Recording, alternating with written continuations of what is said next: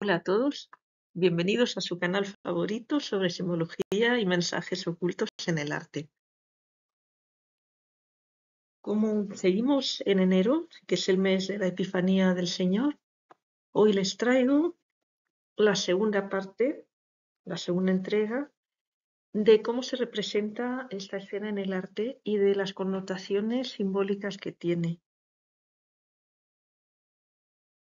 Un episodio que antecede a la Epifanía del Señor es la visitación de la Virgen María a Isabel, que era una pariente suya.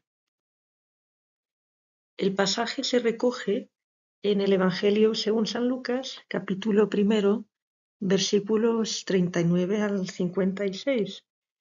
Yo les voy a leer un poquito solamente el principio.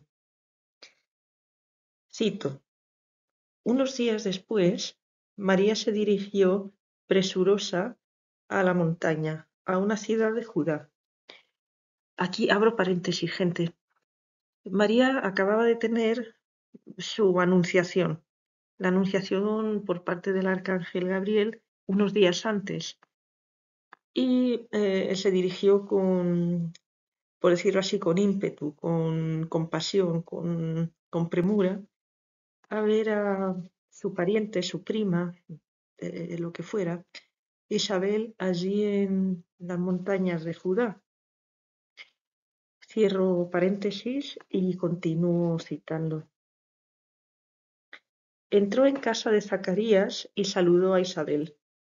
Cuando Isabel oyó el saludo de María, el niño saltó en su seno, e Isabel quedó llena del Espíritu Santo, y dijo alzando la voz: Bendita tú entre las mujeres, y bendito el fruto de tu vientre. Este es un pasaje al que no siempre se le presta la atención que merece en el arte.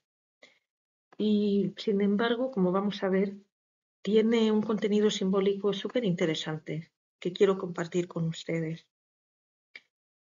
Hemos visto que el episodio de la visita de la Virgen María a Isabel se recoge en el Evangelio de San Lucas, en el capítulo 1, pero hay otras fuentes también.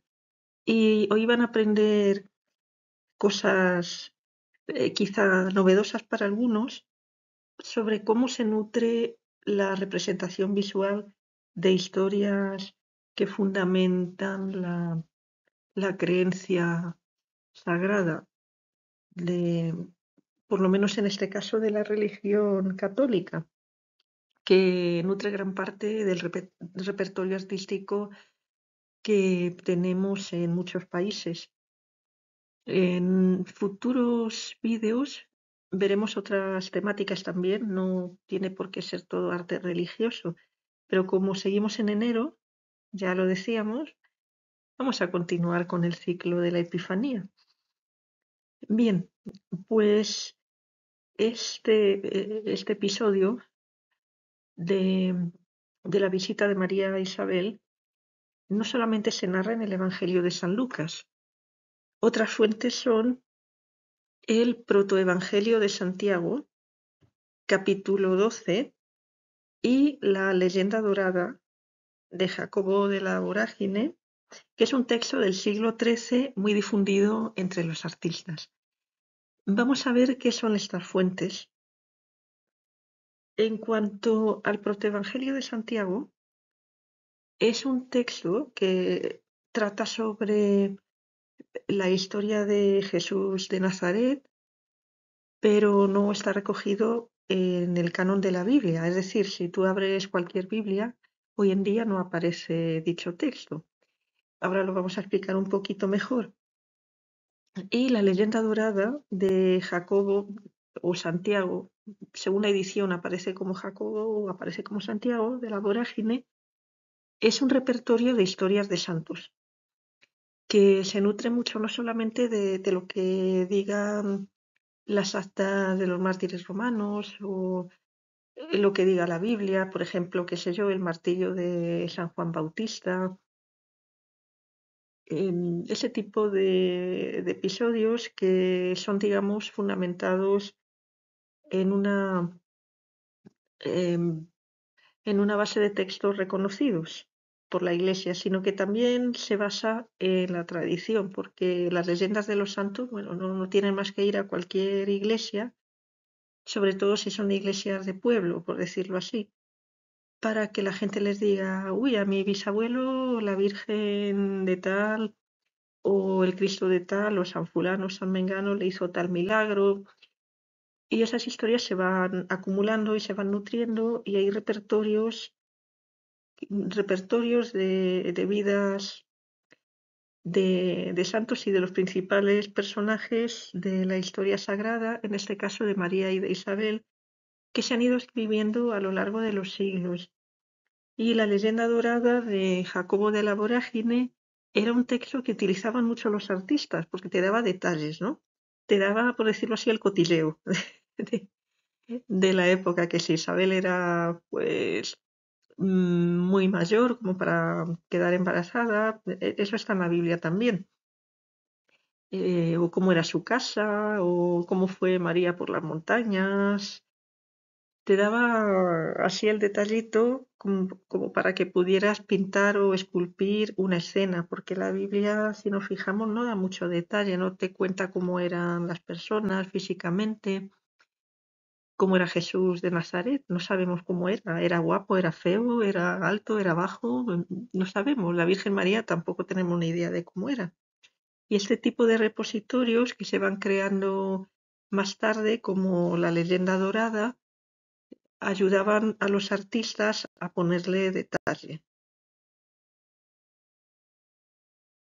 El protoevangelio de Santiago, que como decíamos hace un momento, es una de las fuentes para conocer o representar la visita de la Virgen María a, a Isabel, es un evangelio apócrifo, escrito probablemente hacia el año 150 y centrado en la infancia de la Virgen María y en el nacimiento de Jesús de Nazaret. ¿Qué significa esto de apócrifo? Para aquellos que no estén familiarizados con el término. Los evangelios apócrifos son los escritos surgidos en los primeros siglos del cristianismo en torno a la figura de Jesús de Nazaret, que no fueron incluidos ni aceptados en el canon de la Biblia. El término apócrifo originalmente significaba, en griego, ocultar lejos. Era algo así como apó, que significa lejos, criptos, que significa bueno, ocultar, oculto. Tiene que ver con ese tipo de concepto y también con la palabra cripto que se utiliza hoy en día en temas como criptocurrencia, ya saben, el Bitcoin y ese tipo de cosas, ¿no? Pues estos evangelios se conocen como apócrifos por eso, porque no eran considerados confiables. Con el término apócrifo se califican una cantidad de libros que las iglesias cristianas de los primeros siglos no reconocieron como parte de la Sagrada Escritura, pero que se presentan con nombres o características que los hace aparecer como si fueran libros inspirados y no mera leyenda o tradición. Ahí tienen en la diapositiva una foto del papiro de Oxirrinco número 1. Está escrito en griego y es uno de los fragmentos de evangelios que no fueron incluidos en la lista final de la Biblia. Los evangelios denominados canónicos, es decir, Mateo, Marcos, Lucas y Juan, conservan el estilo propio de una predicación apostólica simple, sin adornos. Es decir, pues ya sabemos, ¿no? Nos explica muy bien cómo eran sus protagonistas físicamente, qué aficiones tenían, en qué casa vivían. Eso no consta. Sin embargo, en los evangelios apócrifos se pueden encontrar relatos que contienen escenas fantasiosas. He utilizado esa palabra porque no se me ocurría otra, ¿no? En algunos de ellos, de esos textos apócrifos, Jesús realiza milagros más numerosos y extravagantes o enseña temas ocultistas. Por ejemplo, de los evangelios apócrifos tenemos milagros que no constan en la Biblia como la conocemos hoy en día. Por ejemplo, si Jesús de niño fabricaba pajaritos de cerámica y los echaba al aire y se convertían en pájaros reales y podían volar, o qué ocurrió en la huida a Egipto, cuando Herodes decidió matar a todos los niños menores de 2 años porque había escuchado de boca de los magos, eso está en el Evangelio de San Mateo, que había nacido el rey de los judíos, y la Sagrada Familia se va a Egipto. ¿Qué pasó en Egipto? ¿En qué ocupaban su tiempo? ¿A qué se dedicaban? Etcétera. Todo eso está en los evangelios apócrifos. Y ese tema de enseñanzas ocultistas significa que en los primeros tiempos del cristianismo muchos grupos no se ponían de acuerdo en qué significaba realmente la palabra de Dios. Y había algunos que pensaban, por ejemplo, que lo único que importaba era el alma, que el cuerpo del hombre no tenía validez ninguna, a pesar de que, según la enseñanza, por decirlo así, oficialmente aceptada de la Iglesia Católica, el cuerpo tiene tanta importancia como el alma, porque si no, Jesús, es decir, Dios, no habría enviado a Jesús, su Hijo, con cuerpo de hombre para que sufriera. Estos evangelios apócrifos fueron desestimados de manera abrupta o progresiva por las comunidades cristianas. Por eso no forman parte de lo que hoy día constituye la Biblia, pero siempre han tenido predicamento, siempre han tenido por ahí un papel importante, sobre todo para los artistas, porque daban detalles de los temas que nos explican en la Biblia. Y, por ejemplo, algo tan simple como la presencia de un buey y una mula en el portal de Belén, eso no aparece en la Biblia, pero aparece en los apócrifos, y cualquier nacimiento, es decir, cuando pones las figuritas en casa o cualquier escena pintada, esculpida, lo que sea, de la natividad de Jesús, va a aparecer con un buey y una mula y con animales, y eso no figura. Sería lógico pensar que los hubiera, ya que la Virgen María dio a luz en un pesebre, pero esos detalles la Biblia se los ahorra porque son irrelevantes.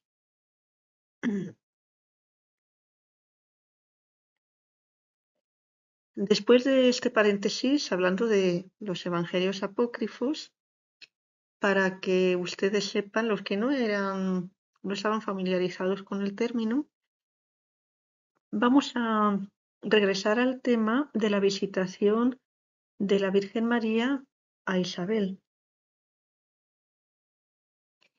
En el Evangelio de San Lucas, los relatos sobre la Anunciación y la visitación se construyen utilizando un paralelismo literario para comparar a María con el Arca de la Alianza. Vamos a explicar lo que es el Arca de la Alianza para que sepan interpretar escenas de la visitación y comprendan el simbolismo tan profundo que representan. O sea, no es una visita ahí chévere de un pariente a otro, sino que contienen una enseñanza trascendente para aquella persona que crea en las enseñanzas de la Biblia. De este modo vamos a volver a los textos que sí están incluidos en la Biblia. Como decíamos, los apócrifos se basan más bien en la tradición, o sea, no se consideran textos inspirados. Así que volvemos al Evangelio de San Lucas y a otros pasajes que se encuentran en el Antiguo Testamento. Vamos a ver qué significa esto del Arca de la Alianza, porque es interesante. Jesús, además de ser el nuevo Adán, es considerado el nuevo Moisés, quien trajo un nuevo éxodo. Aquí abro paréntesis. ¿Se acuerdan de que las escenas de la anunciación del arcángel Gabriel a María a veces aparece en una esquina por ahí Adán y Eva siendo expulsados del paraíso? Eso significa, como ya explicamos, que por la arrogancia de Eva y de Adán, que no tenían permiso para comer del árbol del conocimiento, quisieron igualarse a Dios y comer la fruta de ese árbol que les estaba prohibido comer. Entonces, si María es la nueva Eva, que por su sumisión a Dios, a aceptar llevar en su seno a su hijo, se convierte en la nueva Eva, si por Eva se perdió toda la humanidad, por la Virgen María se puede recuperar, ya que da a luz al Hijo de Dios, y por su pasión y por la institución del sacramento del bautismo la gente se puede salvar. Pues lo mismo con Cristo. Cristo es el nuevo Adán. Si por Adán se perdió la humanidad, Cristo con su sacrificio de muerte hace que la redención sea posible. Pero eso significa que Cristo es el nuevo Adán, pero también es el nuevo Moisés, que trajo un nuevo éxodo. Vamos a analizar esto un poquito más profundamente. La palabra éxodo significa salida o viaje. Moisés, en el Antiguo Testamento, es una prefiguración de Cristo.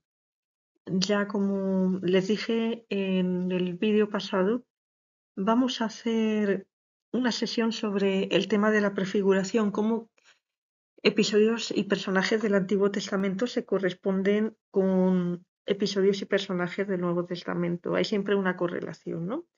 En fin, continúo. Moisés llevó a cabo el éxodo de Egipto a la tierra prometida. Recuerden que los israelitas estaban sometidos bajo esclavitud a los egipcios y Moisés consigue sacarlos de Egipto y llevarlos, bueno, él no llegó a ver aquello, pero sus sucesores sí que consiguieron que los israelitas llegasen a la tierra que supuestamente, según mandato divino, les correspondía, a la tierra de Israel, ¿no?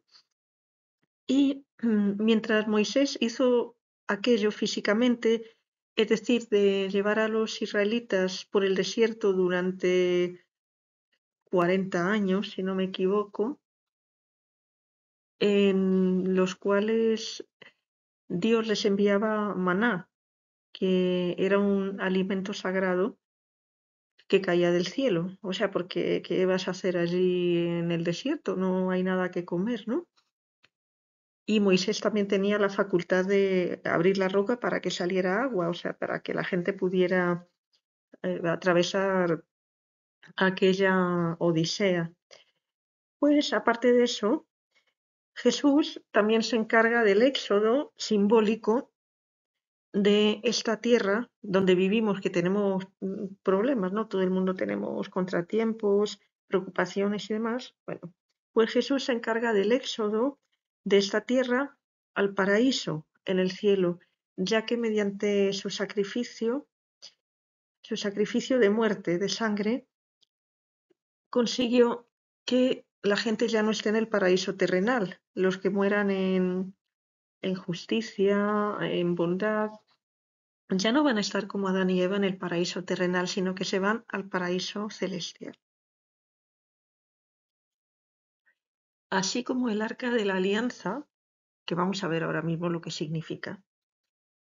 Así como el Arca de la Alianza fue pieza clave por la cual Dios guió a los israelitas a la tierra prometida, la Virgen María fue un elemento esencial en la historia del nuevo éxodo de Jesús. Es decir, si María no hubiera hecho caso al arcángel Gabriel, le hubiera dicho, no, no, a mí no me metas en líos, ¿no? Pues no se habría producido este éxodo espiritual en el que después de este valle de lágrimas, como dice, por ejemplo, la oración católica de la Salve, pues no se habría podido alcanzar la resurrección ni el paraíso celestial. ¿Y qué pasa con el arca de la alianza? Se lo voy a describir bien y pronto y tan prosaica como soy yo. Pues después de ser liberados de la esclavitud de Egipto, los israelitas, ¿no? Y darles Dios los 10 mandamientos, tenemos que pensar en Moisés subiendo a la montaña y recibiendo las tablas de la ley, o sea, unas tablas normalmente se representan de piedra en el arte, en las obras de arte, donde estaban los 10 mandamientos que conocemos. Y ahí bajó Moisés con sus tablas, espero que no pesasen mucho. Bueno, pues Dios le pide a Moisés y a su pueblo construir un santuario. ¿Y qué santuario iba a ser este? Pues ya que eran itinerantes, iban por ahí en plan beduino por el desierto, pues una tienda, o sea, una tienda con unos toldos por ahí, una carpita, y poner allí una caja, que era el arca, básicamente una caja portátil, en la cual se colocarían esas tablas. Bueno, y Dios bajaría sobre ella, Dios estaría presente. De alguna manera sería una representación de que Dios estaba con ellos, esa caja portátil. Todo eso se representa, se narra en el libro del Éxodo, capítulo 25. Así que vemos que el arca era lo siguiente. Primero, el lugar donde Dios habitaba en la tierra. Cada vez que quería bajar y darse un paseíto por la tierra a ver qué iban las cosas, Dios se posaba ahí en el arca y desde ahí supervisaba, ¿no? También era el cofre donde se encontraban las tablas de los 10 mandamientos. Ah, y también lo que pasaba es que en, en el desierto, creo que ya lo hemos indicado, los israelitas iban por ahí y no tenían que comer, no había nada. Entonces Dios enviaba ese alimento llamado maná desde el cielo para que tuvieran algo que comer. Y se conservó un recipiente con maná para la posteridad en esta caja portátil que era el Arca de la Alianza.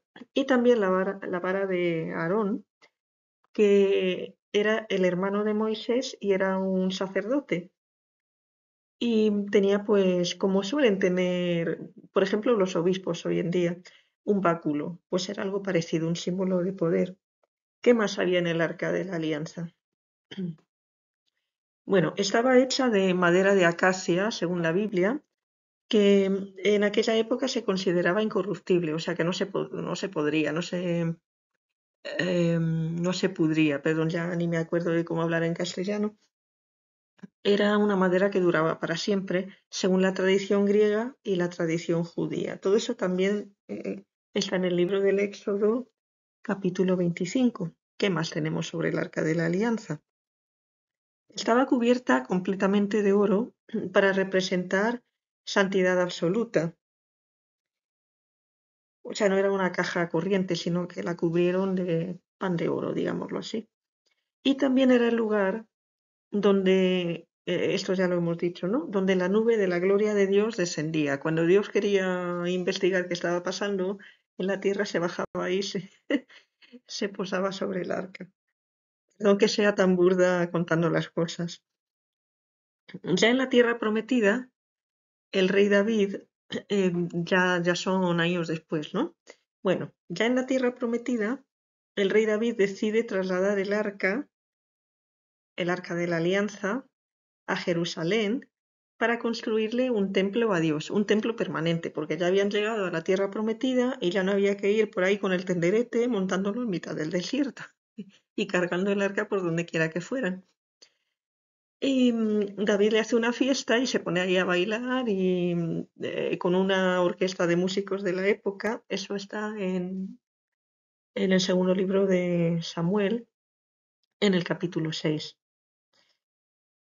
Pero luego les pasan muchas cosas a los israelitas, porque andaban por ahí los asirios, que era un pueblo muy belicoso, que construyeron un imperio y dispersaron a los judíos, destruyeron su templo, se robaron el arca, no se sabe dónde está, hay todavía teorías de conspiración en plan Indiana Jones y tal, ya saben la película, ¿no? En fin, bueno, pues que el arca desaparece. Y el segundo libro de los Macabeos, que está en el Antiguo Testamento de la Biblia, relata una profecía. El arca no se encontrará hasta que la gloria de Dios vuelva a aparecer en la nube. Está en el segundo libro de los Macabeos, capítulo segundo, versículos del 4 al 8. Como era el sitio donde Dios se posaba cada vez que quería bajarse a la tierra, pues cuando vuelva a bajar aparecerá el arca. Y esa profecía, según la tradición católica, se cumple en la Virgen María, que va a ser el nuevo arca de la Alianza. Volviendo a San Lucas, en su Evangelio, Lucas presenta a María como el cumplimiento y la reaparición de esa arca de la Alianza debido al lenguaje que utiliza, porque María pasa a ser el lugar donde Dios habita una vez que acepta el mandato del arcángel Gabriel, que va a dar a luz al Hijo de Dios. O sea, si antes el arca era donde Dios residía, por decirlo así, en compañía de los israelitas, ahora Dios va a residir en el cuerpo de María. Por lo tanto, María se considera como el nuevo arca de la alianza. Ahí tienen los paralelismos en la diapositiva sobre lo que se cuenta en el Antiguo Testamento sobre el arca y lo que se refiere en las escrituras a la Virgen María. Reconozco que esto lo he plagiado de internet, que yo no tengo la capacidad para hacer este cuadro con los paralelismos, o sea, que no es obra mía y lo reconozco. Bueno, en fin, em, eso lo dejo para que lo vean en su tiempo, porque si no nos enrollamos mucho y nadie va a querer ver este vídeo porque va a ser demasiado largo. Yo tampoco veo vídeos largos en YouTube por mucho que me interese el tema. O sea, voy a continuar para ir recapitulando. Algunos comentaristas de la Iglesia Católica han sostenido que el propósito de esta visita de María a Isabel era atraer la gracia divina tanto a Isabel como a su hijo no nacido. ¿Quién era ese hijo no nacido? San Juan Bautista, que no lo he dicho. Qué bruta soy. En fin, el hijo de Isabel era San Juan Bautista, que antecede en su labor de bautizar a la gente, valga la redundancia, a Jesús, quien instituiría propiamente el sacramento del bautismo. O sea, San Juan Bautista era una especie de profeta que iba diciendo a la gente, yo simplemente soy el mensajero, pero quien viene detrás de mí es el Mesías. Aunque todavía estaba en el vientre de su madre, Juan se dio cuenta de la presencia de Cristo y saltó de alegría al ser purificado del pecado original, colmado de la gracia divina, porque eso es lo que dice el Evangelio de San Lucas, que según entró María en la casa, el niño que llevaba a Isabel en su vientre, es decir, San Juan Bautista, saltó de alegría. Es decir, que notó que algo especial estaba pasando. También Isabel respondió y reconoció la presencia de Jesús que estaba en el vientre de María, ¿no?